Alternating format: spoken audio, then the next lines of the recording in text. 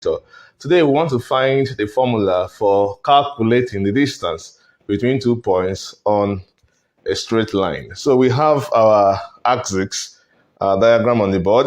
We have our x-axis, then our y-axis. Then we have a straight line, and on the straight line there are 2 points, point A and then point B. So we want to generate the formula for calculating the distance from point A to point B. Of course, we can define the points with their coordinates. Point A has a coordinate to x-axis as x1, and then the coordinate of point A to the y-axis is y1. All right, and that of point B to the x-axis is s2, and that of point B to it's a straight line, to the y-axis is y2. So can I denote the distance from A to B as D? Doesn't matter anyway, all right? So I want to close up this diagram so I can obtain a right angled triangle. All right, so we are looking for the formula to find the value of D, which is the distance from A to B. But of course, this point is x1 and this point is x2. So we can say that the distance from here to here is s2 minus x1, all right?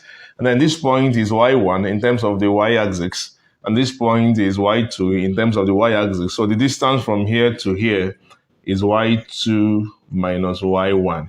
So we know this distance, we know this distance, then we are looking for D, and this is a right angle triangle. And of course, anytime you have a right angle triangle and two sides are known, you want to find the third side, you can always make use of your Pythagoras theory. So using Pythagoras,